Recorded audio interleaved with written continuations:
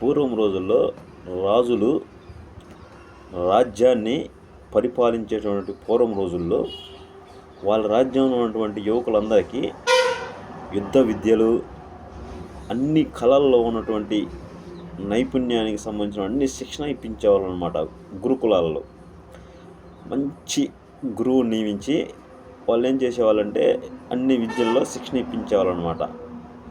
ఆ రాజ్యానికి సైన్యాధిపతిని నియమించవలసి వచ్చినప్పుడు ఆ యువకులందరికీ మంచి యుద్ధ విద్యలో పరీక్షలు పెట్టి బాగా యుద్ధ విద్యలను ప్రదర్శించినటువంటి వాళ్ళని 10 మందిని సెలెక్ట్ చేసేవాళ్ళు అనమాట. బాగా యుద్ధ విద్యలు అన్ని విద్యల్లో ఈ 10 మంది చాలా ఒకరికన్నా ఒకరు బాగా ప్రదర్శించారనేటువంటి వాళ్ళని 10 మందిని సెలెక్ట్ చేసి రాజు దగ్గర తీసుకెళ్ళేవాళ్ళు. రాజు దగ్గర తీసుకెళ్ళి ఇదిగో ఈ 10 మంది యుద్ధ విద్యలు అన్ని కళల్లోనూ వీళ్ళు బాగా ముందున్నారు, చాలా బాగా వీళ్ళు నేర్చుకున్నారని చెప్పేసి వాళ్ళకి చెప్పేటోళ్ళు అనమాట. చెప్తే మరి సైన్యాధిపతిని ఒక్కనే నియమించాలి కదా.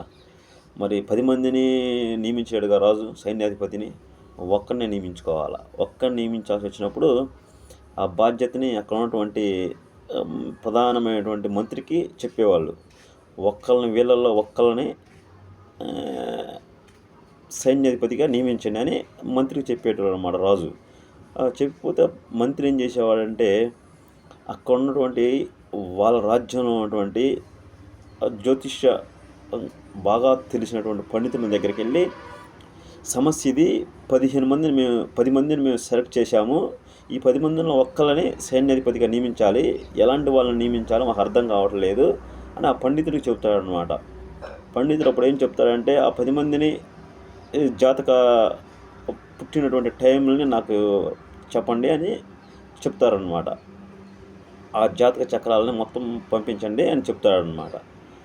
అయితే ఇంకా ఈ 10 మంది జాతక చక్రాలని వాళ్ళని డేట్ ఆఫ్ బర్త్లని మొత్తం ఆ రోజుల్లో వాళ్ళు మొత్తం రాసేటోళ్ళు అనమాట. మొత్తం టైము, కాలము, ఎప్పుడు పుట్టాడు, ఏంది మొత్తం వివరంగా రాసి ఉంచేవాళ్ళు అనమాట.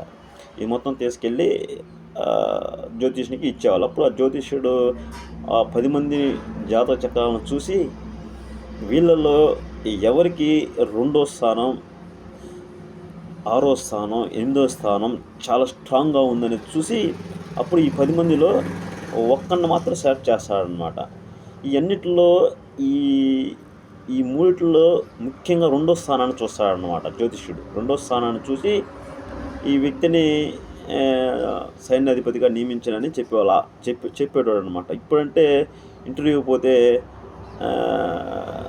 ఆ దేశంలో ఉన్నది ఏమిటి, ఈ దేశంలో ఉన్నది ఏదో ప్రశ్నలు వేసి సెలెక్ట్ చేసేవాడు. ఆ రోజులు అలా కాదు. జ్యోతిష్యాన్ని చూసి వాడు సత్యవంతుడా కాదా, ధైర్యం, ఎంత శత్రువుని ఎదుర్కోగలడు, శత్రు దుర్భేద్యాన్ని ఎలా ఛేదించగలడు,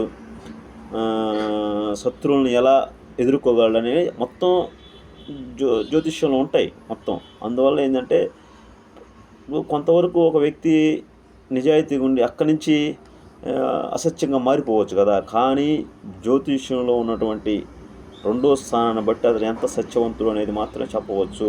అతని జీవితాంతం ఎలా ఉంటాడనేది 2వ స్థానం ద్వారా అర్థమైపోతుంది. అందువల్ల సైన్యాధిపతి అంటే ఆ రాజ్యంలో ఉన్నటువంటి సైనిక విషయాలన్నీ కూడా వేరే దేశానికి చేరవేస్తే మంచి యుద్ధం చేస్తాడు. కానీ ఇక్కడ ఉన్నటువంటి అతను సత్యవంతుడు కాదు. ఇక్కడ ఉన్నటువంటి విషయాలన్నీ మొత్తం తీసుకెళ్ళి వేరే రాజ్యం వాళ్ళకి రహస్యాలను చెప్తే ఈ దేశాన్ని నాశనం చేస్తాడు. అందువల్ల ఏం చేసినట్టు 2వ స్థానం, 6వ స్థానం, 8వ స్థానం, అందులో కుజగ్రహం అనుకూలంగా ఉన్న వ్యక్తిని ఇంకా బాగా సెలెక్ట్ చేసేవాళ్ళు అనమాట. ఎందుకంటే కుజుడు సైన్యానికి అధిపతి, ఒక మనిషిని శాసించేది గ్రహం అనమాట. ఆ గ్రహం అందువల్ల ఈ విధంగా వాళ్ళని నియమించేటోళ్ళు అనమాట.